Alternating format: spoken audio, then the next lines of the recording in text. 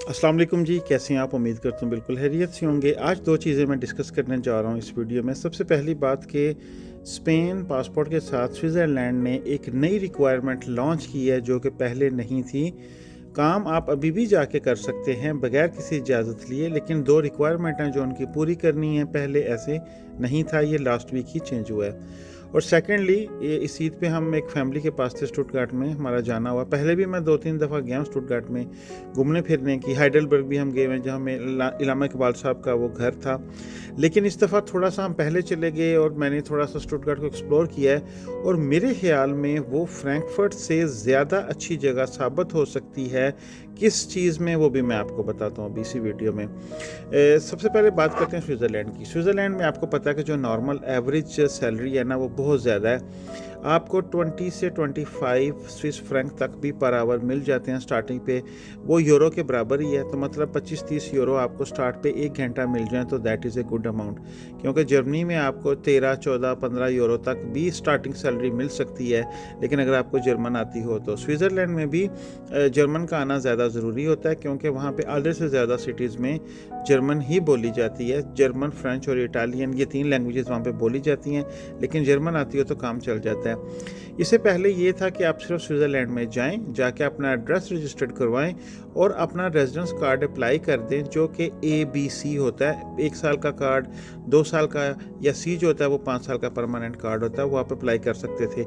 अब उन्होंने क्या रिक्वायरमेंट की है कि आपको वर्क कॉन्ट्रैक्ट भी चाहिए। वर्क कॉन्ट्रैक्ट आपने शो करना है। अब ये उसी तरह हो सकता है जैसे आप जर्मनी में आते हैं लॉन्ग टर्म परमानेंट कार्ड लेके, और वर्क कॉन्ट्रैक्ट और एड्रेस के साथ आप जमा करवाते हैं इजाज़त, फिर आप काम कर सकते हैं। आपको इजाज़त मिलती है 2-3 महीने लग के। स्विट्ज़रलैंड में 2-3 महीने तो नहीं लगेंगे। अगर आपके पास यूरोपियन पासपोर्ट है, आप स्विट्ज़रलैंड में जाएं, जाके अपना एड्रेस रजिस्टर्ड करवाएं, एक वर्क कॉन्ट्रैक्ट ढूंढें, और जो भी आपका इदारा है वहाँ पे जाके आप अपना केस फाइल करेंगे तो आपको उसी वक्त काम की इजाज़त मिल जाएगी। ज़्यादा देर वेट करना नहीं पड़ेगा। लेकिन वो जो पहले वाली फीलिंग्स थी, और ये मैं स्पेनिशेस की बात कर रहा हूँ, स्पेशली स्पेनिश पासपोर्ट पे, कोई दूसरे यूरोपियन पासपोर्ट पे नहीं, ओनली फॉर स्पेनिश पासपोर्ट उन्होंने ये रिक्वायरमेंट की है। वजह क्या है उसकी, कि जितने लतीनो लोग हैं, जितने भी साउथ अमेरिकन लोग हैं, आपको पता होगा इस बात का कि वो 2 साल के बाद स्पेन का पासपोर्ट ले सकते हैं स्पेन में रहते हुए। मेरे जैसा गरीब बंदा 10 साल स्पेन में रहेगा। हमारे जितने कंट्रीज़ हैं, साउथ ईस्ट एशियन, मोरक्को, जितने भी दूसरे कंट्रीज़ हैं, उनको 10 साल वहाँ पे पूरे करने हैं, फिर वो पासपोर्ट अप्लाई कर सकते हैं स्पेन में। लेकिन जो साउथ अमेरिकन हैं, उनके पास पहले भी उनको एंट्री होती है स्पेन में, 2 साल वो वहाँ पे रहते हैं, पासपोर्ट अप्लाई करते हैं, यूरोपियन पासपोर्ट लेते हैं, स्विट्ज़रलैंड चले जाते हैं। स्पेन में 5 यूरो पर घंटा तनख्वाह मिलती है, स्विट्ज़रलैंड में जाके 25-30 यूरो पर आवर वो कमाते हैं। उस हिसाब से क्या हुआ था कि आपको पता है जुलाई में स्विट्ज़रलैंड में वैसे भी इलेक्शंस आ रहे हैं कि 10 मिलियन को वो क्रॉस नहीं करना चाहते पॉपुलेशन को। स्पेन के बहुत ज़्यादा लोग वहाँ पे आ गए, जिसकी वजह से आके हाउस क्राइसिस ने जन्म लिया। अब उन्होंने ये चीज़ को बहुत ज़्यादा टाइट किया हुआ है, तो ये एक नई चीज़ है। दूसरी बात के बहुत से दोस्त जो जर्मनी में आना चाहते हैं, वो मुझे सबसे पहले ये पूछते हैं कि जर्मनी में कौन सी जगह सबसे अच्छी है रहने के लिए, स्टार्ट करने के लिए, या आपने काम ढूंढना है, नए आए हैं आप, तो आपके लिए कौन सी जगह अच्छी है। अगर आपके पास यूरोपियन पासपोर्ट है तो सबसे अच्छी जगह वो होती है जहाँ पे आपको काम की इजाज़त के चांसेस ज़्यादा हों, कि आप पासपोर्ट के साथ आ रहे हैं, आपको सिर्फ एड्रेस रजिस्टर करवाना है, आप कोई से भी काम पे जाके खड़े हो सकते हैं। तो स्टुटगार्ट जितना भी है, आपको पता है गाड़ियों का, BMW का, ऑडी का, वॉक्सवैगन का, जितनी भी मैन्युफैक्चरिंग इंडस्ट्री है वो सारी की सारी वहाँ पे है। वक्ती तौर पे थोड़े बहुत क्राइसिस हो सकते हैं गैस की वजह से, पेट्रोल डीजल की वजह से, एनर्जी क्राइसिस आ सकते हैं, लेकिन काम के हवाले से फ्रैंकफर्ट से ज़्यादा बेहतर है। उस पूरे एरिया में स्टुटगार्ट, हाइडलबर्ग, और वहाँ से स्विट्ज़रलैंड भी घंटे की ड्राइव है। तो ये जितना एरिया है ये टूरिस्ट जोन में भी आता है, और वैसे भी यहाँ पे रेस्टोरेंट लाइन में क्या, फैक्ट्री लाइन में क्या, आपको फ्रैंकफर्ट से ज़्यादा अच्छा काम वहाँ पे मिल सकता है। फ्रैंकफर्ट जितना भी है ये सारे का सारा फाइनेंशियल हब कह सकते हैं। वाइट कॉलर जॉब हैं, ऑफिसेज हैं यहाँ पे, मल्टी नेशनल कंपनीज के, तो यहाँ पे वो ही दफ्तरों वाले काम है। लेकिन स्टुटगार्ट वाली, हाइडलबर्ग वाली साइड में, स्पेशली स्टुटगार्ट की सेंटर वेंटर की बात करें तो वहाँ पे आपको ज़्यादा काम मिलता है मैन्युफैक्चरिंग में, कंपनीज में, फैक्ट्रीज़ में। अगर आप नए आ रहे हैं, जर्मनी में आने का सोच रहे हैं, तो मेरे ख्याल में ये एक अच्छी जगह हो सकती है आपके लिए स्टार्ट करने के लिए। और मकानों के किराए फ्रैंकफर्ट की निस्बत थोड़े से कम है।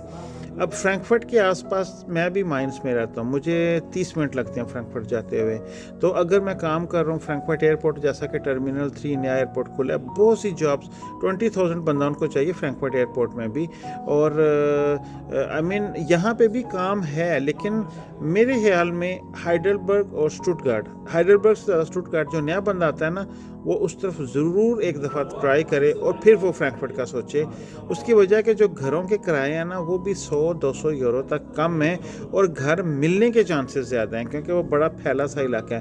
فرینکفرٹ ایک سینٹرل ہب ہے, اور اس کے چاروں طرف آپ جتنے بھی علاقے میں جائیں, یہاں پہ تھوڑے سے کنیکشنز ٹرین کے بسیز کے اتنے اچھے نہیں ہیں. میرے بچے ہاسپٹلوں کر رہے ہیں فرینکفرٹ میں, تو ان کا آنا جانا بڑا مشکل ہوتا ہے. سم ٹائم مجھے گاڑی پہ چھوڑ کے آنا پڑتا ہے. تو چیزیں یہ ساری دیکھ کے پھر ہی ڈیسیژن لینا چاہیے. اور میں آپ سے کہوں گا کہ نیا آنے والا بندہ جرمنی میں اسٹارٹ پہ اسٹوٹگارٹ کو ضرور ٹچ کرے اور ضرور چیک کرے. I am sure they will get positive reply from there. Frankfurt کی نسبت وہاں پہ جاب زیادہ ہیں, انسکلڈ بندے کے لیے بھی, اور ایک نئے آنے والا بندہ جو اتنی اچھی لینگویج نہیں بولتا اس کے لیے بھی.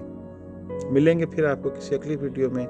میری دعا ہے اللہ پاک ہمیں جس بھی حالت میں ہم خوش باش رکھیں, اپنے دل کا سکون دیں, جو یہ بڑا ضروری ہے کہ آپ جس حال میں ہیں نا آپ راضی رہیں, اللہ کی رضا پہ راضی رہیں, اور اللہ پاک ہمارے بچوں کو نیک کریں. یہ بہت ضروری دعا ہے پیرنٹس کے لیے, کیونکہ پیرنٹس کے لیے the biggest challenge is to bring their kids on the track. لیکن اللہ پاک کی طرف سے اگر ہم بھی تو ہیں نا اپنے ماں باپ کی بگڑی اولادیں, ہم اگر صحیح ہیں تو اللہ پاک ہمارے بچوں کو بھی نیک کریں گے انشاءاللہ.